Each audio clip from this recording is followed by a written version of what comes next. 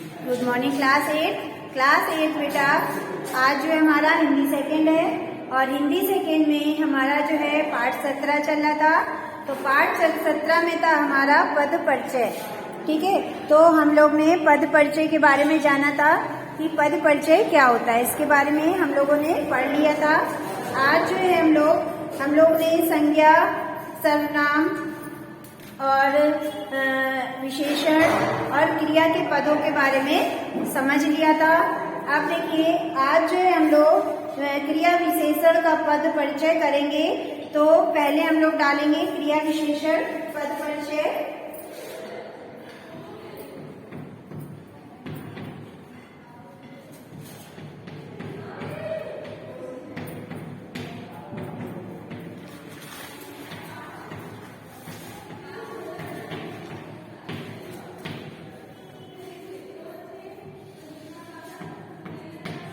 तो जिस तरह से हम लोग ने विशेषण क्रिया के पदों के बारे में जाना था कि निम्न बातें हमें याद रखनी है। तो निम्न बातें देखिए बेटा, पहले क्रिया विशेषण का जो पद परिचय है देते समय हमें निम्न बातें याद रखनी होती हैं। पहला क्या है, क्रिया विशेषण के भेद। जितने भी भेद होते हैं सेम उसी तरह है जिस तरह से हमारा संज्ञा वाला है। ठीक है, क्रिया विशेषण के भेद और क्रिया का निर्देशन। तो बेटा देखिए, क्रिया विशेषण का पद। ठीक है, तो क्रिया विशेषण का पद परिचय क्या होता है, पहले तो हमें इसके निम्नलिखित जो बातें होती हैं उनको समझ लेना है। जैसे कि क्रिया विशेषण भेद, तो क्रिया विशेषण के जितने भी भेद होते हैं पहले हमें उनके बारे में जानना है। जो हमारा ये उदाहरण है इसमें हमें कौन सा क्रिया विशेषण है और फिर क्रिया का निर्देशन, क्या निर्देशन कर रहा है, जिसकी विशेषता बता रहा है। ठीक है, तो क्रिया विशेषण के भेद कौन कौन से हैं, रीतिवाचक, स्थानवाचक, कालवाचक और परिमाणवाचक। ठीक है, फिर उसके बाद हमारा निर्देश क्या है, जिसकी विशेषता बता रहा है। तो जैसे उदाहरण देखिए, बालक तेज दौड़ता है। तो बालक तेज दौड़ता है में हमारा जो है क्रिया कौन सी है, क्रिया विशेषण को भेद कौन सा है, भेद है हमारा रीतिवाचक। ठीक है, तो यहाँ पे हमारा भेद है रीतिवाचक और रीतिवाचक क्रिया विशेषण।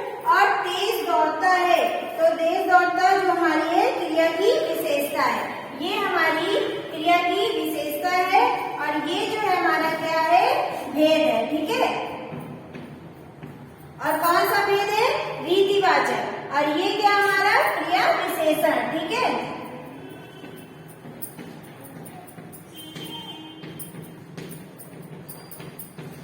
तो इसी तरह से हमको जो है आगे के भी सब करने हैं। अब देखिए, दूसरा है हमारा संबंध बोधक का पद परिचय। तो संबंध बोधक का पद परिचय में हमें क्या करना है, तो बेटा देखिए, दूसरा है हमारा संबंध बोधक का पद परिचय। तो इसकी निम्नलिखित बातें हमें जाननी है।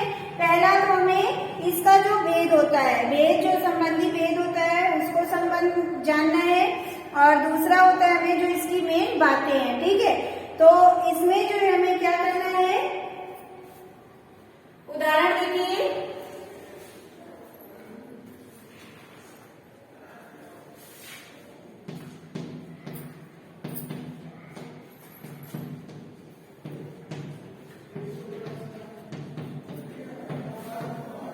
इसकी निम्न बातें हैं।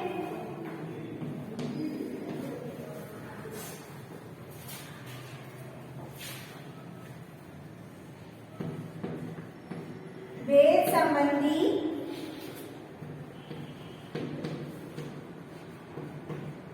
पद। ठीक है, जो भेद संबंधी पद होते हैं उसके बारे में हमें जानना होता है। तो उदाहरण देखिए, उदाहरण में देखिए दिया हुआ है, मेरे घर के सामने बगीचा है। मेरे घर के सामने बगीचा है।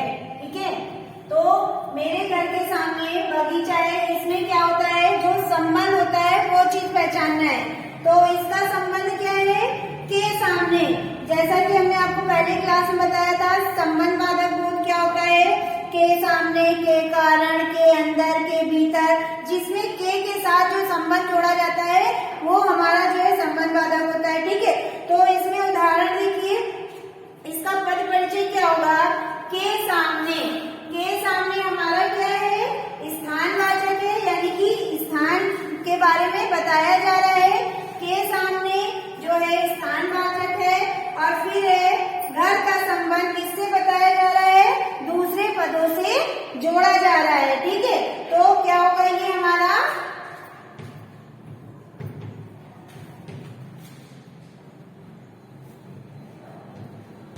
स्थानवाचक है। ठीक है, ये हमारा स्थानवाचक है, और इसका संबंध किससे बताया जा रहा है? ये है हमारा घर, तो घर का संबंध किससे बताया जा रहा है?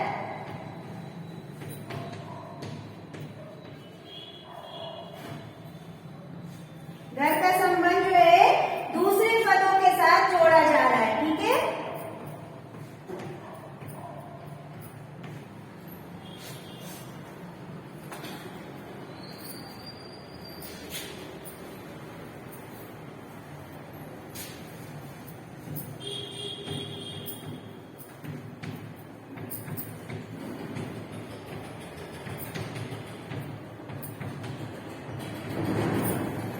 तो इसी तरह से हमको जो है संबंधवाचक का जो भी होगा तो हमें क्या बताना है इसके बारे में कि घर का संबंध किससे जोड़ा जा रहा है, और ये कौन सा हमारा क्या है संबंध का परिचय यानी कि भेद है। तो ये हमारा स्थानवाचक का भेद है।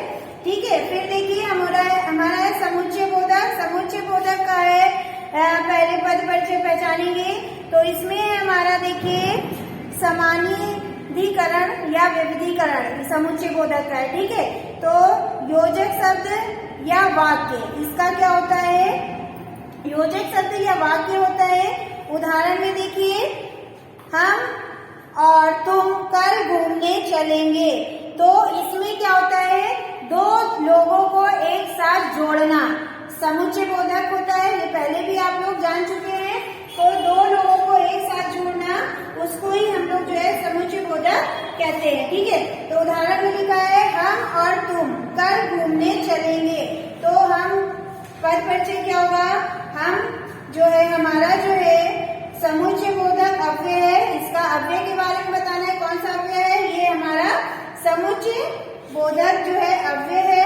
और हम जो है हम और तुम दोनों जो शब्द हैं वो मिला रहे हैं, किसको? हम तुम दोनों को एक साथ मिला रहे हैं, तो ये हमारा जो है क्या है?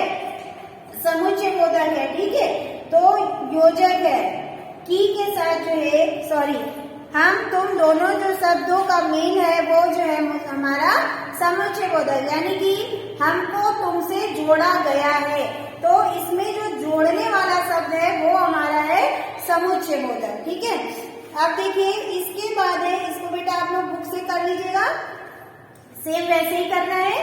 अब दूसरा देखिए विस्मय बोधक। विस्मय बोधक वही है जिसमें आश्चर्य या हर्ष का बोध होता है। तो इसमें जो है हमें निम्न बातें कौन कौन सी याद रखनी है? कौन सा भाव प्रकट कर रहा है, जो भी शब्द है वो हमारा कौन सा भाव प्रकट कर रहा है, इसके बारे में हमें बताना है। ठीक है, तो ये देखिए समुच्चय बोधक के भेद हमारे कौन से होते हैं? समानाधिकरण और विविधीकरण। ठीक है, योजित शब्द या वाक्य। फिर है उदाहरण में देखिए बेटा, हम और तुम कल घूमने चलेंगे, तो और लगा है और क्या है?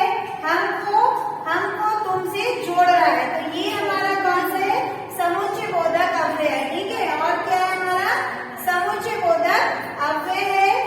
फिर देखिए और हम तुम क्या है? हम तुम जो है दो शब्दों को जोड़ रहा है। ठीक है, तो ये हमारा जो है इन दोनों को जोड़ना है, जो हमारा समुच्चय बोधक शब्द कहलाता है, और यही हमारा जो है पद परिचय है। ठीक है, तो ये होगा हमारा समुच्चय बोधक है। फिर इसके बाद देखिए हमारा विस्मय बोधक। विस्मय बोधक क्या है? लिख लो बेटा। तो देखिए बेटा, चौथा वाला हमारा विश्व में आदि बोधक का पद परिचय, वो कैसे करेंगे। कुछ निम्न बातें जानना हमें आवश्यक होता है।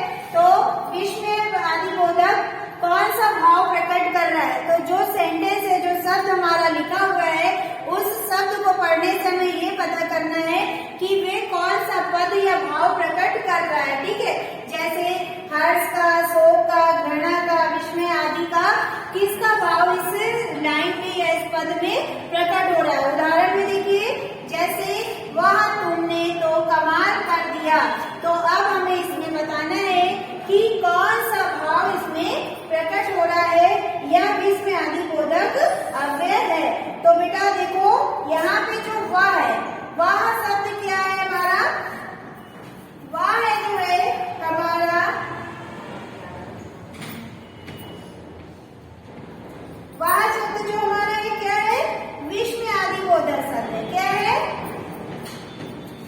विस्मय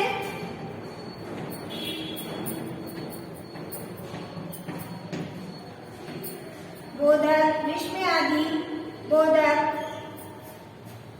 अव्यय है। ठीक है, कौन सा अव्यय है, विस्मय आदि बोधक अव्यय है। और इसमें देखो, ये कौन सा जो है भाव प्रकट कर रहा है, तो वह है यानी कि ये हमारा जो है हर्ष का भाव प्रकट कर रहा है। किसका, हर्ष का भाव। तो इसमें जो है हमें ये जो है, जहाँ पे जिस तरह का विस्मय आदि बोधक शब्द या पद आए, उससे हमें ये बताना है कि ये कौन सा बोधक है, अव्यय है, और ये कौन सा भाव प्रकट कर रहा है। तो ये हमें जो है हर्ष यानी कि खुशी का भाव प्रकट कर रहा है। तो ये हमारे जो है पद परिचय के सारे सब कुछ हो गए हैं, जितने भी इसमें भेद दिए थे। तो बेटा आपको सारे करने हैं, संज्ञा, सर्वनाम और विशेषण, क्रियापद विशेषण, क्रिया विशेषण का पद परिचय, संबंध बोधक का पद परिचय, समुच्चय वादक का पद परिचय, सबके एक एक उदाहरण आपको करने हैं। ठीक है, फिर देखिए अब हम लोग करेंगे अभ्यासकार। तो अभ्यासकार में आप लोग जो है पेज नंबर 164 खोल लीजिए और देखिए, पहला क्वेश्चन है, निम्नलिखित पदों को पहचान कर व्याकरण की दृष्टि से उनके सही रूप पर सही का चिन्ह लगाइए। तो आपको इसको बुक में ही करना है, तो बुक में टिक कर लीजिए। पहला देखिए, बालक। बालक में जो है हमें ये पहचानना है कि ये कौन सा है, व्याकरण का शब्द है। ठीक है, तो बालक किसमें आता है, संज्ञा, सर्वनाम, विशेषण या क्रिया। तो इसका आंसर हमारा है संज्ञा। तो आप लोग संज्ञा में टिक कर लीजिए। फिर है लिखता है। तो लिखता क्या है, क्रिया विशेषण है, विशेषण है, क्रिया है या सर्वनाम। तो लिखता है क्या है हमारा, क्रिया, लिखने का कार्य कर रहा है। तो ये हमारी जो है क्रिया है। ठीक है, फिर है हमारा इसलिए। तो इसलिए में देखिए, क्रिया विशेषण है, समुच्चय बोधक अव्यय है, संबंध बोधक अव्यय है या विस्मय आदि बोधक है। तो इसमें देखिए बेटा, इसका होगा समुच्चय आदि बोधक। क्यों, इसलिए यानी कि दो चीजों को जोड़ा गया है। तो ये हमारा होगा समुच्चय आदि बोधक। ठीक है, फिर एक के सामने जो है क्या है, समुच्चय बोधक अव्यय है, क्रिया विशेषण है, संबंध बोधक है या फिर विस्मय। तो ये हमारा जो है संबंध है, जैसा कि हमने पहले क्लास में बताया था, के सामने, के ऊपर, के आगे, ये सब हमारा जो है संबंध बोधक की पहचान है। ठीक है, तो ये हमारा होगा संबंध बोधक। तो देखिए बेटा, फर्स्ट वाला मन टिक लगा लिया है, सेकंड वाला आपको नहीं करना है क्योंकि आगे हमने सब डिफिनेशन कर ली है। अब थर्ड वाला देखिए, निम्नलिखित वाक्यों के रंगीन पद का पद परिचय दीजिए।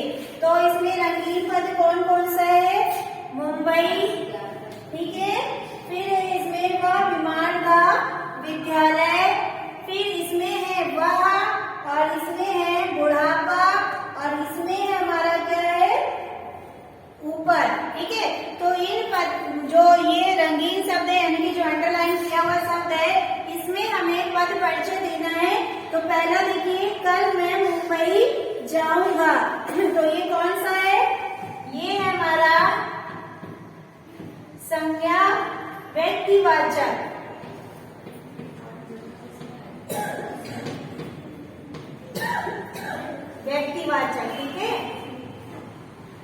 संज्ञा व्यक्तिवाचक है। फिर देखिए हमारा है वह बीमार था इसलिए विद्यालय नहीं जा सका, नहीं आया, तो ये हमारा जातिवाचक।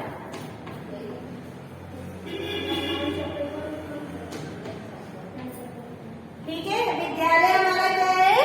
जातिवाचक, यानी कि ये जाति से संबंध करा रहा है, कौन सी? विद्यालय से। ठीक है, फिर है वह तुमने कमाल कर दिया, तो इसमें क्या है? वह क्या हमारा? विश्व में आदि बोधक। ठीक है, तो यहाँ होगा हमारा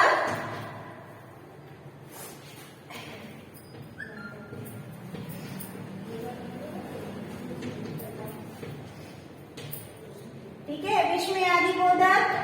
फिर हमारा बुढ़ापा सबसे बड़ा रोग है, तो ये क्या है? बुढ़ापा जो है गुण बता रहा है, तो ये हमारा है गुणवाचक विशेषण। ठीक है, गुणवाचक विशेषण। फिर हमारा बालक ऊपर खेल रहे हैं, तो ऊपर का क्या होगा? खेलने की क्या होगी? ऊपर खेल रहे हैं, यानी कि क्रिया कर रहे हैं, तो ये हमारा है क्रिया विशेषण।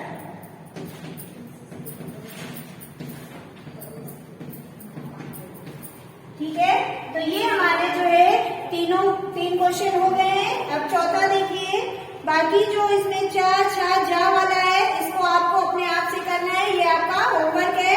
अब चौथा क्वेश्चन देखिए, अनुयुक्त के आगे गलत का चिन्ह लगाइए, तो इसमें जो गलत है उसको आपको गलत का चिन्ह लगाना है।